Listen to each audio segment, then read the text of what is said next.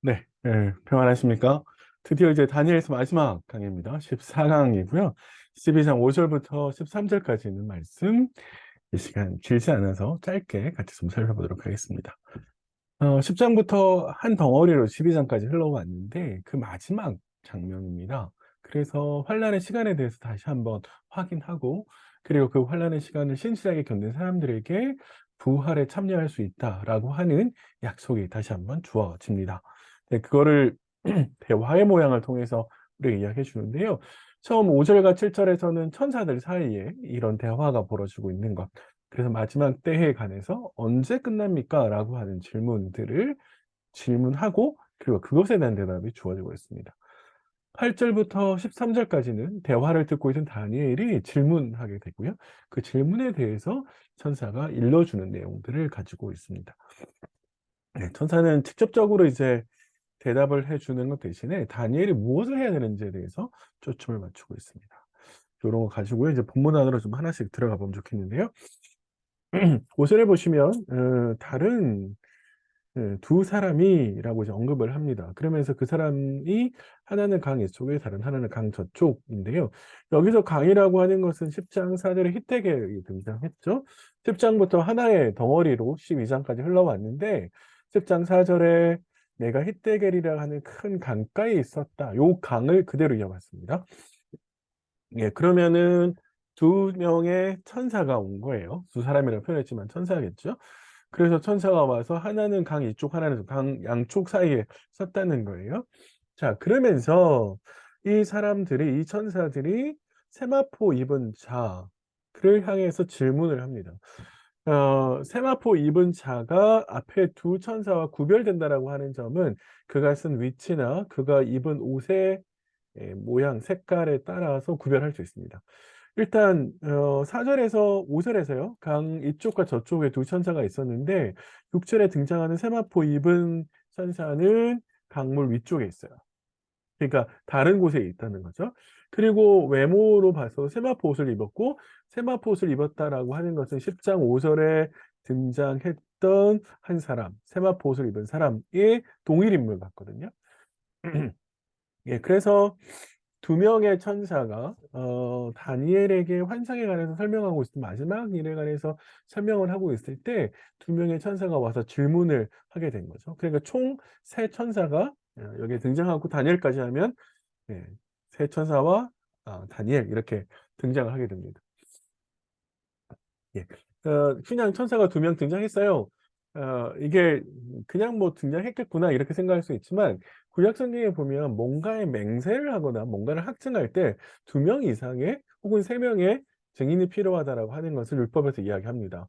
그런 차원에서 보면 이 세마포 입은 사람이 이후에 맹세를 하거든요. 그래서 그 맹세를 할 때 두 사람의 증인이 필요하기 때문에 두 천사가 등장을 하고 있는 것이죠.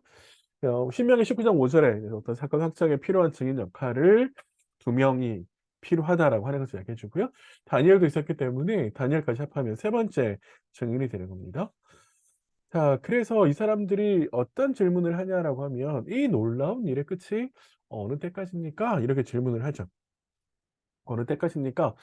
여기서 말하는 이 놀라운 일은 우리가 이제 앞에서 어렵게 역사를 살펴보면서 셀루커스 왕조와 프톨레미 왕조 사이에 그런 막 갈등들 속에서 에피파네스라고 하는 새로운 왕이 등장해서 이집트 원정을 떠나고 돌아오는 길에 유다 백성들을 괴롭혔던 일들을 계속해서 이야기했습니다. 특별히 이제 놀라운 일을 표현하는 펠라라고 하는 히브리어 자체가 안티오코스와 관련해서 앞에서 두 번이나 썼기 때문에 여기 말하고 있는 이 놀라운 일도 안티오코스와 관련해서 쓴 것처럼 보입니다. 특별히 그 일은 유다 백성들, 그 전에 셀루코스 왕조와 프톨레미 왕조 사이에 여러 번 시리아 전쟁이 있었지만 사실은 그게 유다 백성들에 크게 영향을 미치지 않았는데 유독 누가요? 예, 에피파네스라고 하는 이 왕이 유독 이스라엘 백성들을 괴롭혔고 성전을 더럽혔기 때문에 그와 관련해서 이 놀라운 일을 설명하고 있고 그래서 그가 괴롭히는 게 언제까지입니까? 언제까지면 이게 멈추겠습니까? 이렇게 이야기하는 거죠. 언제까지냐라고 하는 이 질문 속에 담긴 대답은 이 환란의 시간이 굉장히 고통스러울 거고 그래서 하나님의 간섭과 개입이 필요하다는 것을 제기하는 것이죠. 그래서 그 개입을 갈망하는 그런 질문이라고 생각할 수 있습니다. 자, 근데 이 세마포 입은 천사가 어떻게 대답을 하냐면 이 대답할 때의 어 움직임 자체가 굉장히 특이해요. 두 손을 들어요. 맹세할 때는 사실 두 손을 들지 않거든요. 언제 두 손을 드냐면 하나님을 향해서 기도할 때, 맹세 대신에 기도할 때 이렇게 두 손을 드는데요. 여기서 두 손을 들었다라고 하는 것은 "기도합니다." 이렇다라기보다는 지금 하고 있는 이 맹세 자체가 엄중하다, 확실하다, 그래서 어떤 장엄한 그런 것들을 강조하기 위해서 두 손을 든 것처럼 보입니다.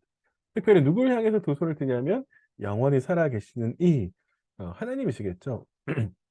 4 장에서는 영생하시는 이라고 표현했었고요. 7 장에서 예적부터 항상 계시는 이 라고 이제 표현을 했었습니다. 자, 그리고 나서요. 답변을 어떻게 하느냐라고 하면 한 때, 두 때, 반 때 이렇게 이야기를 했습니다. 여기서 이 등장하는 한 때, 두 때, 반 때라고 하는 말은 사실 우리가 앞에서 이야기를 했었습니다. 한 때, 두 때, 반 때가 에피파네스가 성전을 괴롭히고 그가 죽는 시간까지. 그래서 마카비에 의해서 성전을 다시 회복하는 시간까지 약 3년 반에 걸친 시간이 아닐까, 이런 시간들이 됐는데요. 여기서 이 말을 확정짓기가 어려운 이야기는 그다음에 등장하는 성도의 권세가 다 깨지기까지, 그러니까 한때 두때 반때는 어느 정도 이해를 하겠는데 성도들의 권세가 다 깨어지기까지라는 말이 참 어려워요. 모든 대적에게 굴복하는 때인가? 유다에 무장하는, 아까 말씀 마카비 같은 그런 사람들이 패배하게 되는 걸 이야기하는 건가? 아니면 유배로 시작되는 환란 기간을 요약하는 건가? 명확하지 않습니다. 명확하지 않아서 앞에 있는 이 한때, 두때, 반때라는 말도 이게, 그러니까 우리가 앞서 이야기했던 거 똑같이 사실적으로 이해를 하면 되는 건지, 아니면 상징적으로 그 시간에 제한되어 있다라고 하는 것을 여기서 이야기하는 건지 좀 명확하지 않습니다. 예. 명확하게 말씀드리면 좋겠는데 명확하지 않습니다. 이런 이야기, 다만 이제 확정적인 것이 시간에 제한되어 있다는 건 분명히 명확한 거죠. 환란의 시간이 어느 정도인지 있겠지만 그 시간이 제한되어 있다. 하나님께서 간섭하셔서 그 시간을 제한시킬 거다. 이건 명확해요. 그런데 이 말을 들었던 다니엘이 질문을 합니다. 8 절에 보시면 "내가 듣고도 깨닫지 못했다." 이렇게 이야기를 하죠.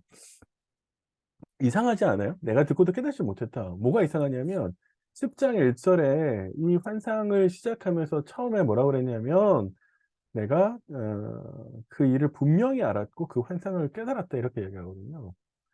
예. 10장 1절 하반절에 그렇게 적고 있어요. 근데 왜 못 깨달았다 그랬지?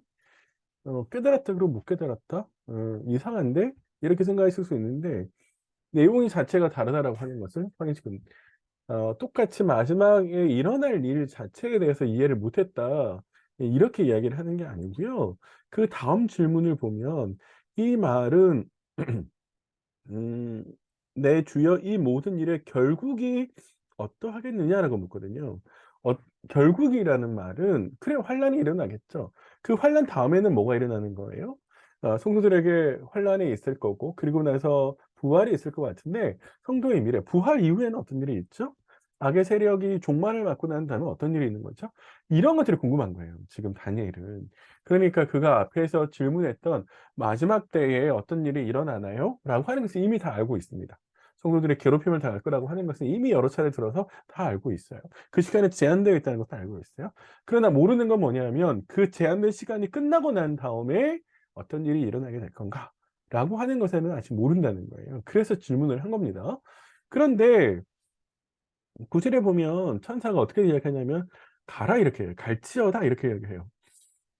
질문을 했는데 "갈지어다." 이렇게 대답하는 것은 사실은 그 질문에 대해서 답변을 거절하는 거다라고 할 수 있죠. 지금 계속해서 환상 가운데 시선을 두고 있는데, 그래서 "그 환상 그다음에는 뭐냐?" 이렇게 궁금한데 사실은 천사가 뭐라고 이야기했냐면 현실로 돌아오라고 이야기하는 거죠. 지금 이 현실에서 네가 할 일은 뭐냐면 하나님께서 명령하시는 것처럼 마지막 때까지 비밀로 해 두기 위해서 이 말을 적어서 봉인해야 돼. 그게 네가 할 일이야. 이렇게 이야기하거든요. "니한테 대답할 수 없어. 네가 할 일은 뭐냐면 이런 거기 때문이야. 우리 성경에는 이유라고 좀 번역하기가 굉장히 어려운데 히브리어에는 키라고 하는 접속사가 있어서 이유로 번역해야 되는 말입니다. 네. 그래서 9 절에 "이 말은 마지막 때까지 간서가 봉함할 것이기 때문이다." 이렇게 번역을 해야 됩니다.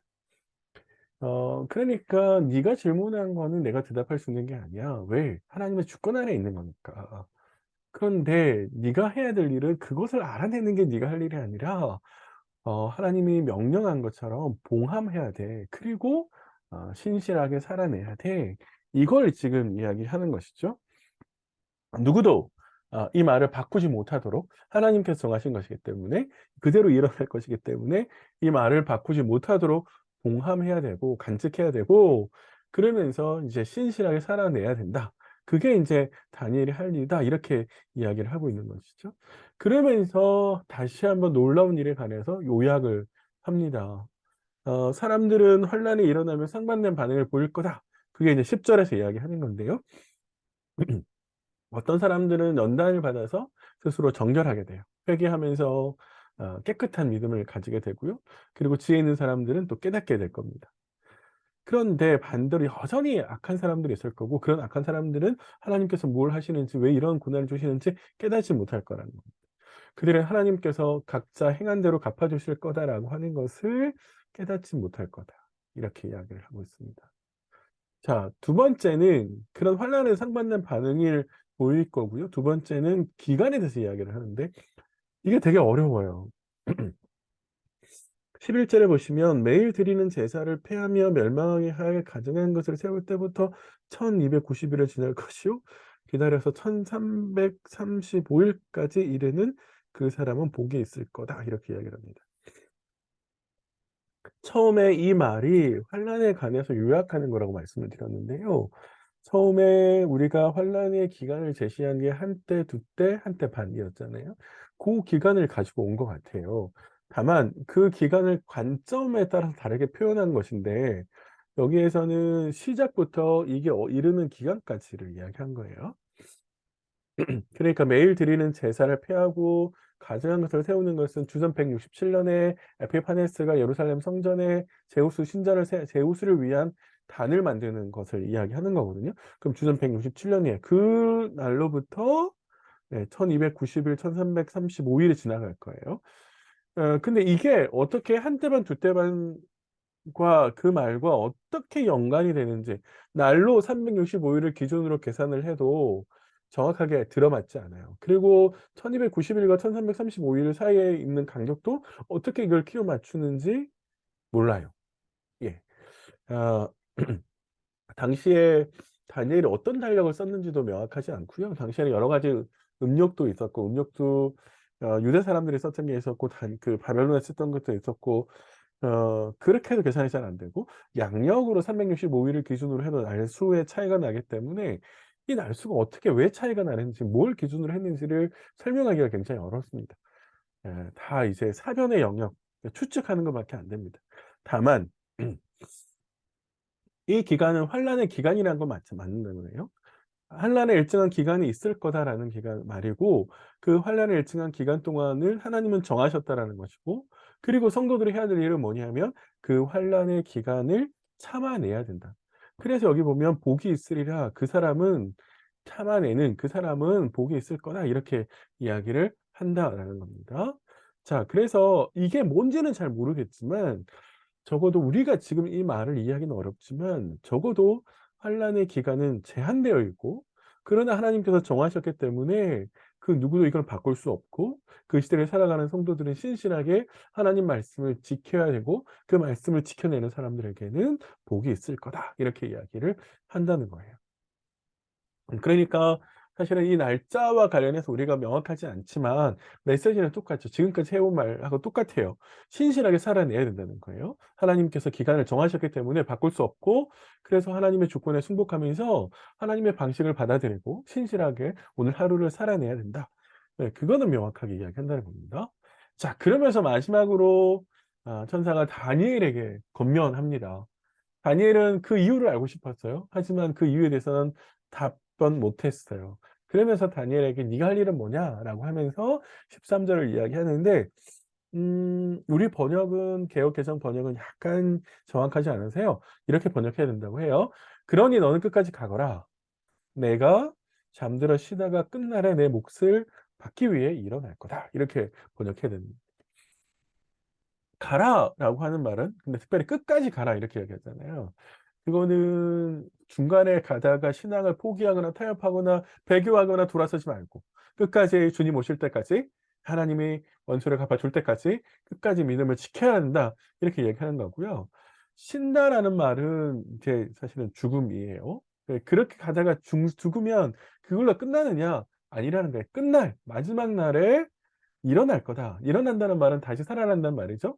그게 목이라는 말로 표현되는데 부활입니다. 그러니까 부활을 받게 될 거다. 부활을 얻게 될 거다. 이렇게 이야기를 하죠. 신약으로 표현해 보면 바울이 이 부활을 새 몸을 입는 거라고 설명하거든요. 다시요. 부활은 그냥 죽었다가 살아나는 것이 아니라 새 몸을 입는 거라고 신약이 발전해서 바울에게 가면 이제 그렇게 표현됩니다. 그래서 천사 이 대답은 다니엘이 신실한 삶을 살아내었을 때 어떻게 된다고요? 부활이 있을 거다 이렇게 이야기를 하는 것이죠. 이거는 지난 시간에도 말씀드렸는데 당시에 제기된 신학적 질문에 대한 대답이에요. 하나님 의인들이 그렇게 신실하게 살아갔는데 그 신실하게 살아가다가 악인들에 의해서 죽어버리면 그걸로 끝나는 겁니까? 너무 억울하지 않습니까? 이렇게 질문을 했었는데 그 질문에 대해서 대답을 하는 거예요. 부활이 있다. 그걸로 끝나지 않다. 내가 마지막 날에 다시 살릴 거다. 이렇게 이제 이야기를 하시는 거예요. 그래서 다니엘이 해야 될 일은 뭐냐면 끝날에 뭐가 있지라고 추측하는 것이 아니라 오늘 지금 현실에서 하나님 말씀을 신실하게 지키고 살아야 된다. 그게 이제 다니엘이 해야 될 일이라는 거예요. 그래서 우리가 이제 이 말들을 적용해 보면 사실 우리가 궁금한 게 많죠. 주님이 언제 오시지? 예, 환란이 언제 끝날지? 라고 하는 질문처럼 우리도 우리 시대에 하나님께서 하실 일들에 대해서 우리는 굉장히 많은 질문을 갖고 있어요. 언제 종말이 올까? 언제 주님이 오실까? 그런 것들에 대해서 우리가 굉장히 질문이 많은데 사실은 그런 질문에 대해서 우리가 알아내려고 하는 것은 우리가 해야 될 일이 아니라 하나님의 주권 아래 있는 일이기 때문에 오늘 우리가 할 일은 신실한 삶을 살아내는 거라는 거예요. 그래서 고민하셔야 돼요. 우리가 어떻게 사는 것이 신실한 것인가? 내가 어떻게 삶을 사는 것이 하나님 말씀대로 사는 건가? 내가 뭔가를 사거나 뭔가를 팔거나 누군가를 만나거나 누군가와 뭐 어떤 일을 하거나 계획하거나 하는 그 모두한 일들 속에서 하나님 앞에서 물어야 돼요. 하나님 이게 하나님 앞에서 내가 신실한 삶인가요? 그렇게 고민하고 묻는 모습들이 우리에게 필요합니다.